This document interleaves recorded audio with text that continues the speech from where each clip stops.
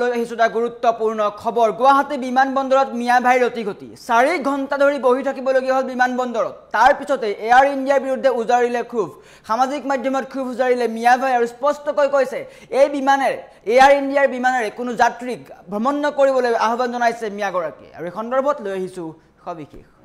জনাইছো ডাঙৰ খবৰ টাইমেট বিগ ব্ৰেকিং গুৱাহাটী বিমানবন্দৰত ক্ৰিকেটাৰ মহম্মদ সিৰাজৰ লতিগতি মিয়া ভাই লতিগতি গুৱাহাটীত এয়াৰ ইণ্ডিয়াক লৈ অসন্তুষ্ট মিয়া ভাই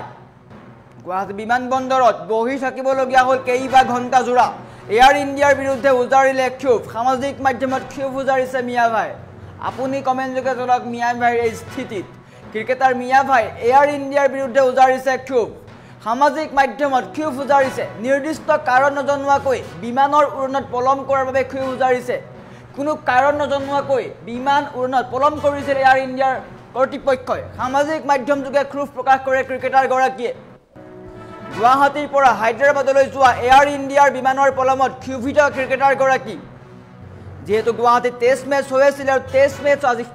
উভতি গৈছে সকলো প্ৰায় 4 ঘণ্টা জোৰা পলম হৈছিল বিমানখন 4 ঘণ্টা কেইবা ঘণ্টা ধৰি বহি থাকিল বিমানবন্দৰত এআই কৰ্তৃপক্ষই কোনো আপডেট নিদিয়াটো ক্ষোভিত হৈ পৰে ক্ৰিকেটাৰ গৰাকী এয়াৰ ইণ্ডিয়াৰে কোনো যাত্ৰীক ভ্ৰমণ নকৰিবলৈও পৰামৰ্শ মিয়া ভাইৰ সামাজিক মাধ্যমত স্পষ্টকৈ কৈছে এয়াৰ ইণ্ডিয়াৰে কোনো যাত্ৰীক কোনোৱে ভ্ৰমণ নকৰিব বুলি স্পষ্টকৈ কৈছে যেহেতু গুৱাহাটীৰ বৰ্ষাপাৰাত দক্ষিণ আফ্ৰিকা আৰু ভাৰতৰ টেষ্ট শৃংখলা হৈ আছিলে দ্বিতীয়খন টেষ্ট শৃংখলা হৈছিলে কালি শেষ হৈছে সেই টেষ্ট শৃংখলা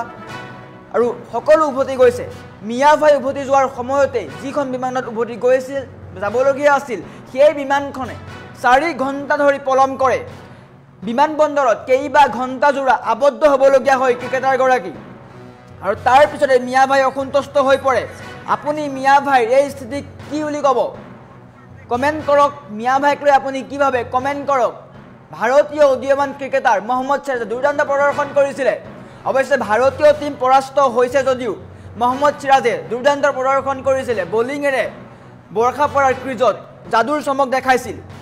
আৰু খেল শেষ হৈছে আজি সকলো উভতি গৈছে পুৱা 7:45 বা 7 বজাৰ পূৰ্বে বিমান আছিল যদিও বিমানখন পলম হৈছিল 4 ঘণ্টা ধৰি বিমানখন পলম হৈছিল কিন্তু এআই কৰ্তৃপক্ষ বা এয়াৰ ইণ্ডিয়াৰ কৰ্তৃপক্ষই কোনো কাৰণ নজনোৱাকৈ পলম কৰি ৰাখিছিল বিমানখন তাৰ পিছতে ক্ষোভিত হৈ পৰিছে ক্ৰিকেটাৰ গৰাকী আৰু এই টুইট কৰিছে মহম্মদ সিৰাজে টুইট কৰিছে সামাজিক মাধ্যমত ক্ষোভ প্ৰকাশ কৰিছে 7:25 আছিল বিমানখন কিন্তু 7:25 পৰা কেইবা ঘণ্টা জোৰা পলম কৰে বিমানখনে আৰু তাৰ পিছতে ক্ষোভিত হৈ পৰে ক্ৰিকেটাৰ গৰাকী মিয়া ভাই ক্ষোভ প্ৰকাশ কৰিছে স্পষ্টকৈ কৈছে এয়াৰ ইণ্ডিয়া আটাইতকৈ দুৰ্বল প্ৰদৰ্শন এয়াৰ ইণ্ডিয়াৰ এই যে ফিডবেক কোনো বিমান কৰ্তৃপক্ষৰ সৈতে হোৱা নাই আটাইতকৈ দুখৰ খবৰ এয়াৰ ইণ্ডিয়াক লৈ জনাইছে আৰু এয়াৰ ইণ্ডিয়াৰে কোনো যাত্ৰীক ভ্ৰমণ নকৰিবলৈও আহ্বান জনাইছে পৰামৰ্শ জনাইছে এয়াৰ ইণ্ডিয়াৰে কোনো যাত্ৰীক ভ্ৰমণ নকৰিবলৈ কৈছে কিয়নো 4 ঘণ্টা জোৰা বহি থাকিল ক্ৰিকেটাৰ গৰাকী কল্পনা কৰক যিগৰাকী ক্ৰিকেটাৰে 5 দিন ধৰি বৰ্ষাপাৰাৰ ক্ৰিজত বলিং কৰি আছে বেটিং কৰি আছে সেই ক্ৰিকেটাৰ গৰাকী গুৱাহাটী বিমানবন্দৰৰ পৰা হায়দৰাবাদলৈ যাবলৈ লৈছিলে গুৱাহাটীৰ পৰা হায়দৰাবাদ যোৱা বিমানৰ কাৰণে ৰৈ আছিলে কিন্তু বিমানখন পলম হৈছিল এয়াৰ ইণ্ডিয়া কৰ্তৃপক্ষই কোনো কাৰণ নজনোৱাকৈ পলম কৰি ৰাখিছিল বিমানখন তাৰ পিছতে অসন্তুষ্ট হৈ পৰে ক্ৰিকেটাৰ গৰাকী নিশ্চয়কৈ খং উঠিব 5 দিন ধৰি বল কৰি আছে বেটিং কৰি আছে কিন্তু যেতিয়া যাবৰ সময় হৈছে তেতিয়া এয়াৰ ইণ্ডিয়াৰ বিমান পলম হৈছে ক্ষোভিত হৈ তেওঁ সামাজিক মাধ্যমত ক্ষোভ উজাৰিছে স্পষ্টকৈ কৈছে এয়াৰ ইণ্ডিয়াৰ বিমানেৰে কোনো নাযাব আৰু এয়াৰ ইণ্ডিয়া কৰ্তৃপক্ষক লৈ এনেকৈ ক্ষোভ উজাৰিছে যেহেতু ভাৰত আৰু দক্ষিণ আফ্ৰিকাৰ টেষ্ট শৃংখলা হৈ আছিলে দ্বিতীয়খন টেষ্ট শৃংখলা হৈ আছিলে গুৱাহাটীৰ বৰ্ষাপাৰাত আৰু কালি সেই খেল শেষ হৈছে 5 দিনীয়া খেল শেষ হৈছে আৰু সকলো উভতি গৈছে ভাৰতীয় টিম উভতি গৈছে দক্ষিণ আফ্ৰিকাৰ টিমো উভতি গৈছে কিন্তু মহম্মদ সিৰাজ ৰৈ থকাৰ অৱস্থাতে বিমানবন্দৰত লতিঘটিল সিৰাজৰ লতিঘটি বিমানবন্দৰত গুৱাহাটী বিমানবন্দৰত সিৰাজৰ লতিঘটি প্ৰায় 4 ঘণ্টাতকৈ অধিক সময় তেওঁ বহি থাকিবলগীয়া হ'ল আৰু বহি থকাৰ পিছতে তেওঁ ক্ষোভ উজাৰিছে সামাজিক মাধ্যমত স্পষ্টকৈ কৈছে এয়াৰ ইণ্ডিয়া কৰ্তৃপক্ষ স্পষ্টকৈ কৈছে যে এয়াৰ ইণ্ডিয়াক লৈ আপোনালোক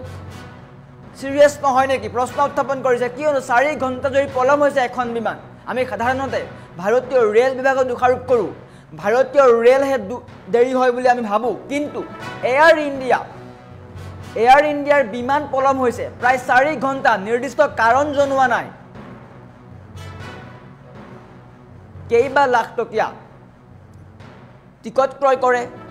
টিকট ক্ৰয় কৰি এতিয়া বহি থাকিবলগীয়া হৈছে ৰেলত এই ধৰণৰ ঘটনা ঘটে সাধাৰণ কথা কিন্তু এইবাৰ এয়াৰ ইণ্ডিয়াৰ বিমানত ঘটিছে এয়াৰ ইণ্ডিয়াৰ বিমান 4 ঘণ্টা ধৰি পলমকৈ চলিছে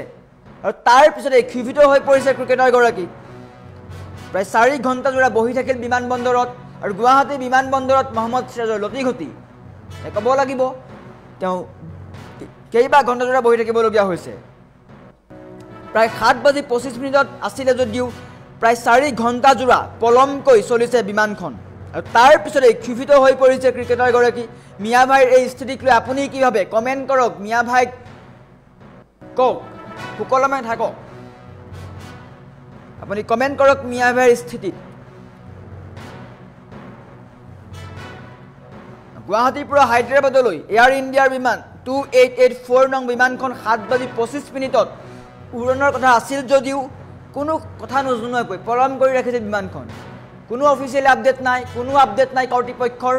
কেৱল মাত্ৰ পলম কৰি ৰাখিছে বিমানখন 4 ঘণ্টা ধৰি পলম কৰি ৰাখিছে কোনো ফলো আপ কৰা নাই তেওঁলোকে কেৱল সঠিক যুক্তি নোহোৱাকৈ বিমানখন পলম কৰি ৰাখিছে কোনো যুক্তি দিয়া নাই কোনো আপডেট পৰ্যন্ত দিয়া নাই কেৱল বহাই ৰাখিছে মিয়া ভাই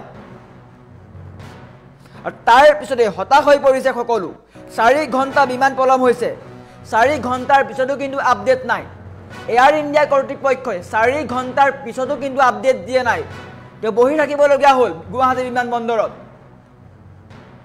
আৰু স্পষ্টকৈ কৈছে তেওঁৰ জীৱনৰ আটাইতকৈ বেয়া বিমান সংস্থাৰ অভিজ্ঞতা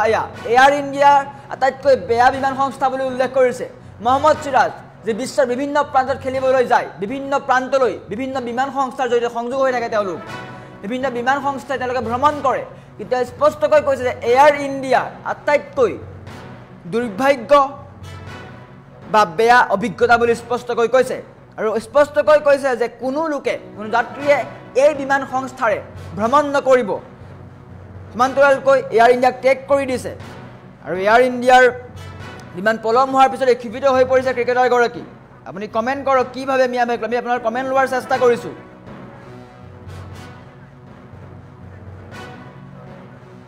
আৰু মহম্মদ সিৰাজক লৈ সকলোৱে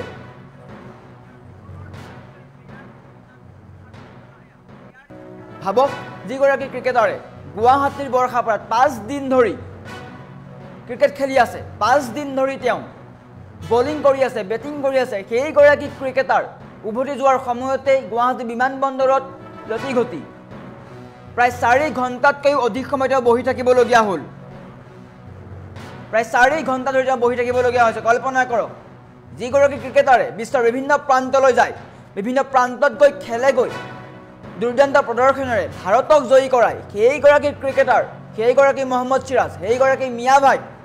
বৰ্তমান গুৱাহাটী বিমানবন্দৰত লতিঘটি